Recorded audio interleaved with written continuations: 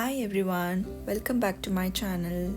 Today I'm excited to share a short video about Mangalore's iconic fishing hub, Dakke, the heart of city's seafood life. The day here begins early. Fishermen and workers fill the harbour, busy with the daily hustle. On the other side, the fresh catch of the day arrives.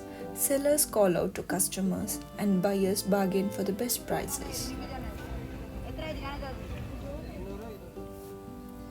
Once the boat leave for fishing, they don't return until the storage racks are full. Sometimes it takes a week, sometimes even 10 days.